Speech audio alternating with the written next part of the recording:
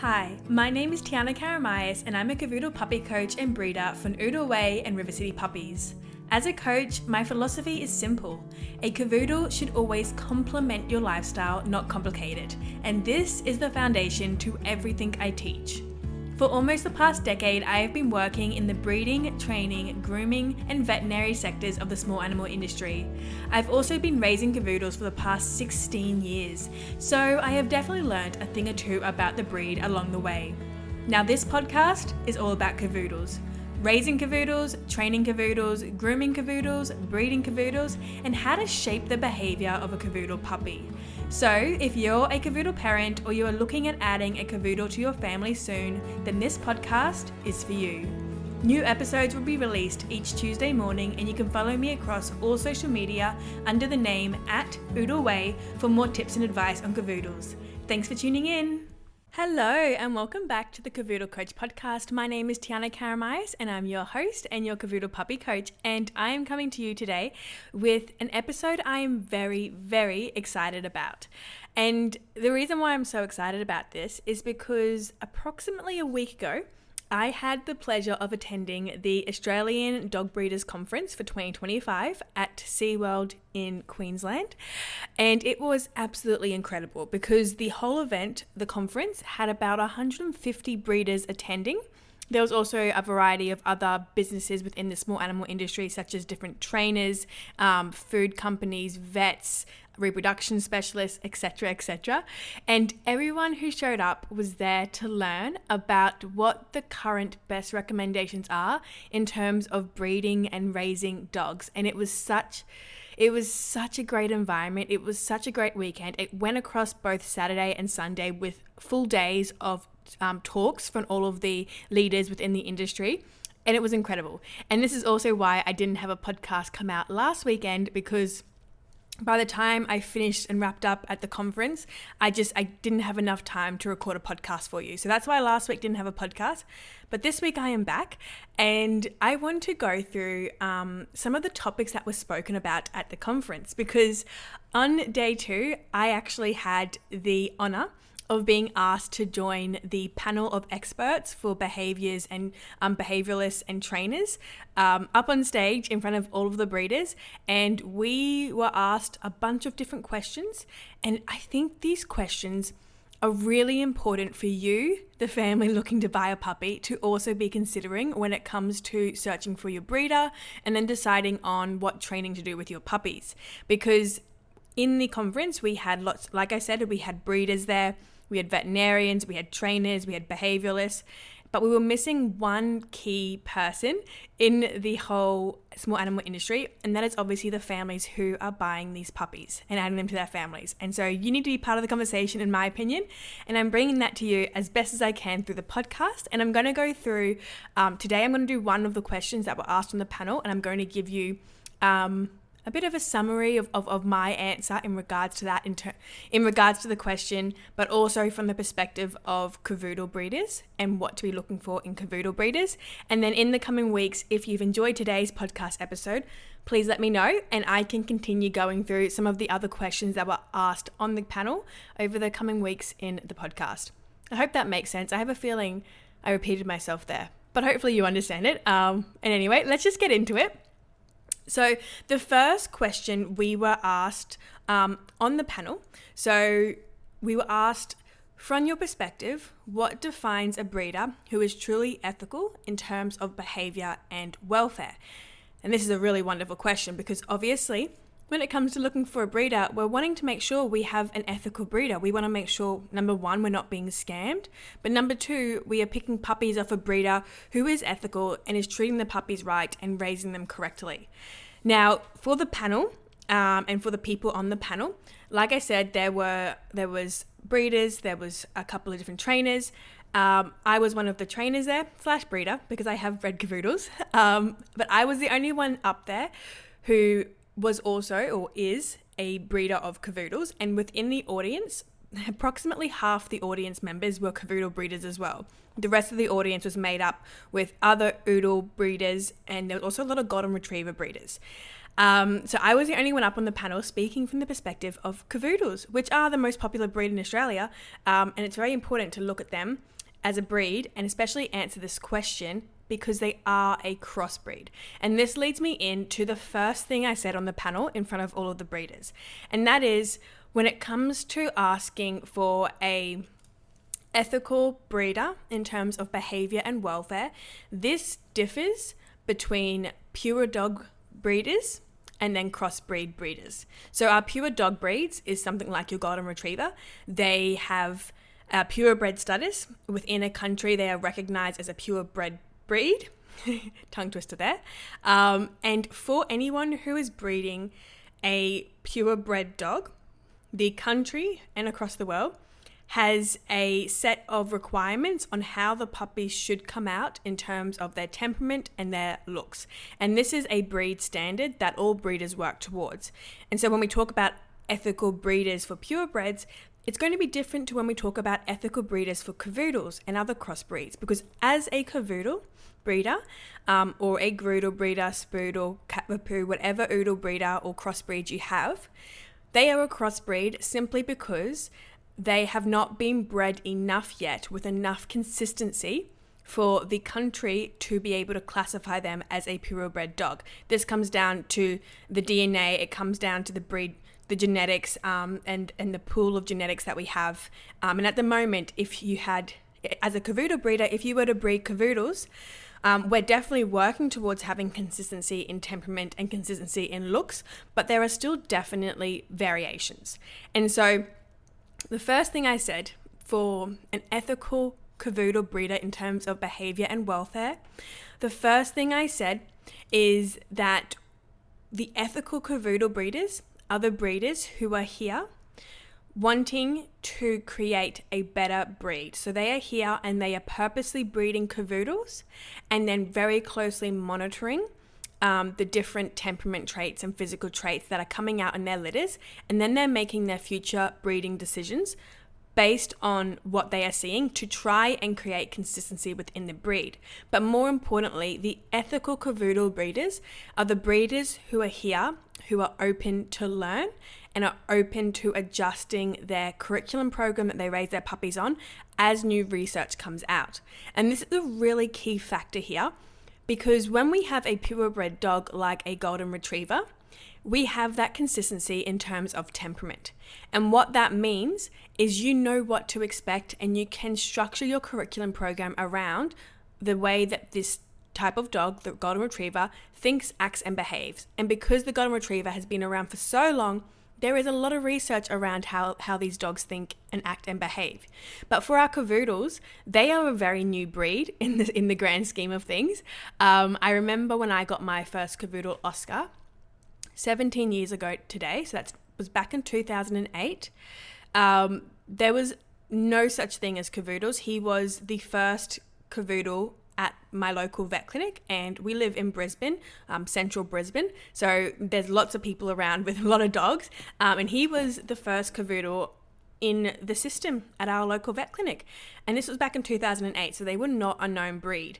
And when we were trying to find a cavoodle, my mum really struggled to actually find no breeders. There was no breeders back then. It was all pet shops, a pet shop that actually sold cavoodles. So they were very, very a very new breed. 17 years later, they have now become the most popular breed in Australia by far.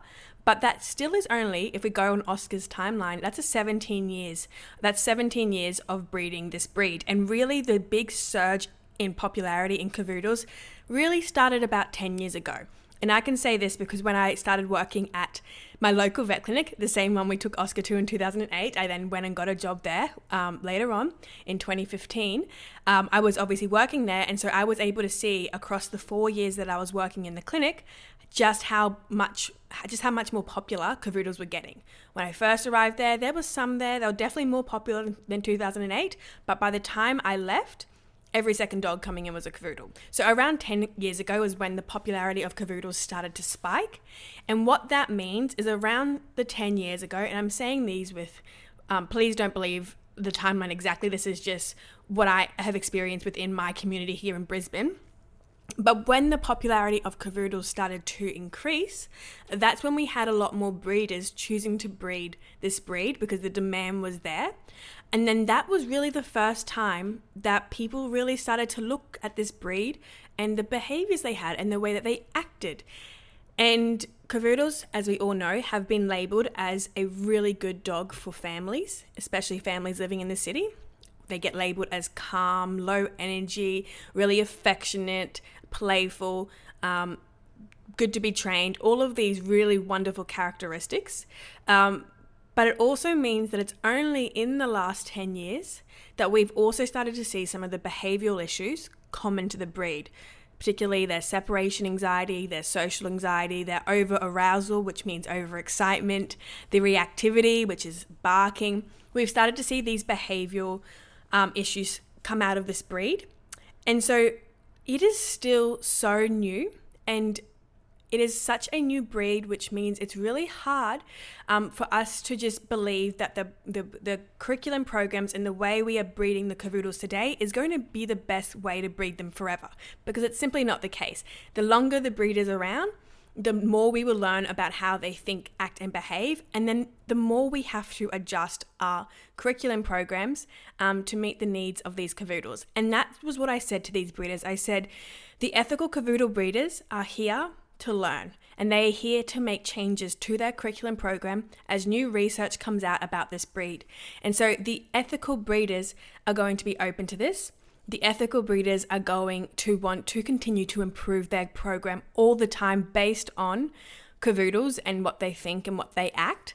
And these Cavoodle breeders, more than this, are going to be transparent about it.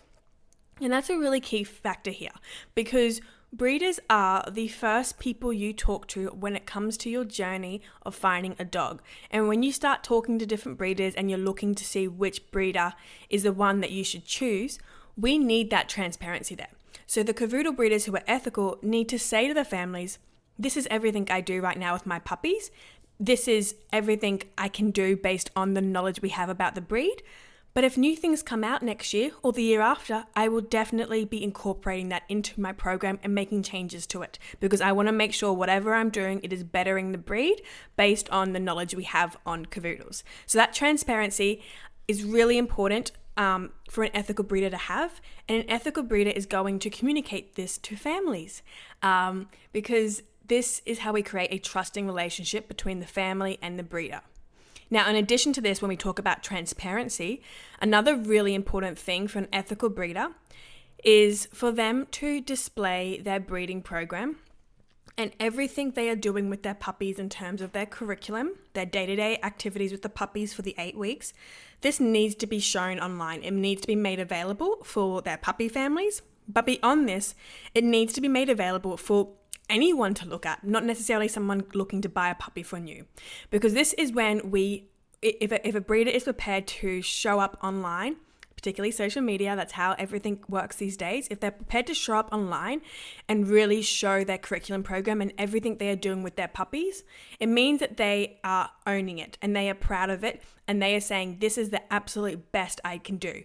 And if a breeder is doing the best they can and they are very proud of their program, they should have no trouble sharing that online. And this is really important because this again leads back to how they educate the public and help the public make the decision on which breeder they should choose. And an ethical breeder is going to want to talk about why the things they do with the puppies is in the best interest of the puppies. So transparency is key. The last thing I said about what makes an ethical breeder, and I could go on really long on this, there are so many factors, but I'm giving you the main 3 in my opinion that really makes an ethical Cavoodle breeder. Again, an ethical Cavoodle breeder is going to look different to an ethical purebred breeder simply because we do not have those rules and regulations and standards for the breed yet, because Cavoodles are a crossbreed. But the other really important thing that an ethical breeder is going to have is they are going to, no matter what, put the dogs first. So whenever any question or decision is presented to them, they always lead with what is best for the dogs.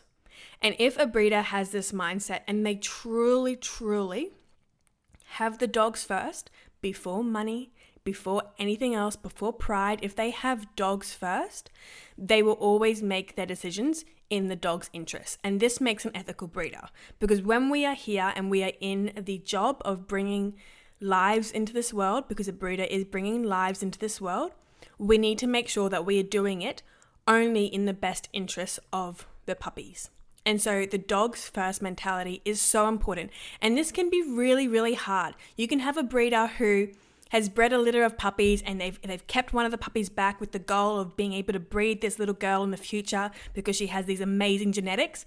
And then a couple of years down the track, when they start to go to the vet to get all of their, they do their little checkups, making sure they've got the right joints and the right DNA and all of this, they might find that there is one thing that doesn't line up with their program.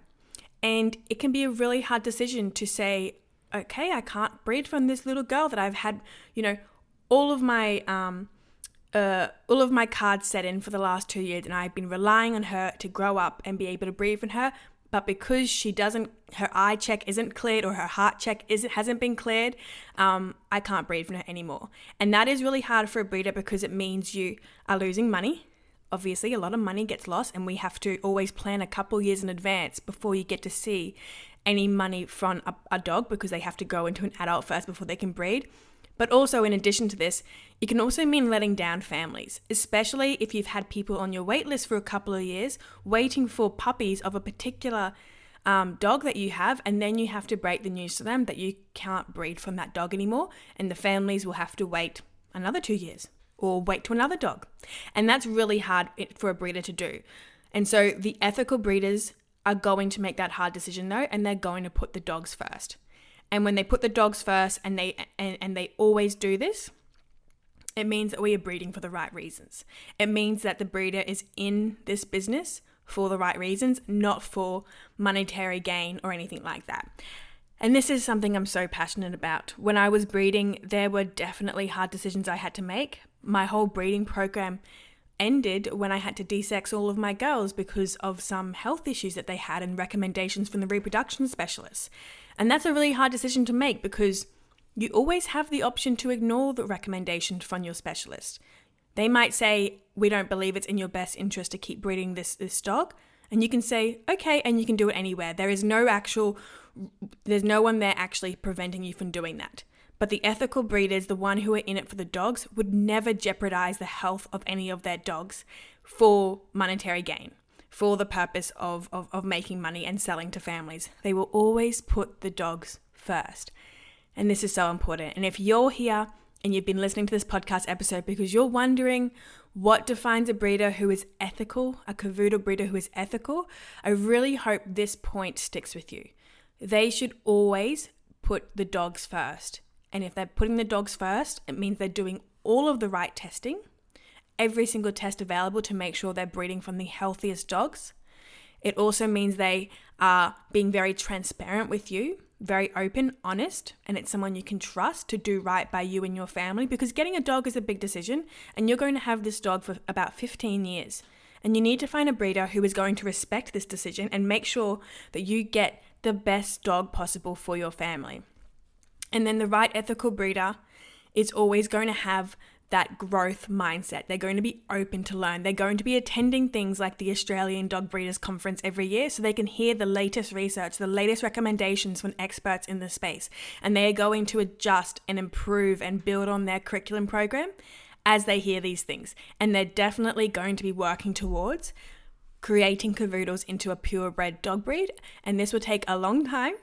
It takes lots of years to get a dog recognized as a purebred because, again, it comes down to the gene pool and working through it until we have consistency in temperament and looks as well. It takes a while, but they're going to be working towards this because, again, they're breeding the breed for the dogs. Dogs come first, and they're going to want to have the best looking Cavoodles, the most healthy Cavoodles, both in the physical body and also the mind. We don't want to be raising Cavoodles who are unstable and they can't regulate their emotions and they suffer from anxiety, because all of these traits can definitely be passed through from the parent dogs. So the right breeders are going to be making sure they're only breeding from the best of the best, the healthiest of the healthiest dogs, both physically and mentally.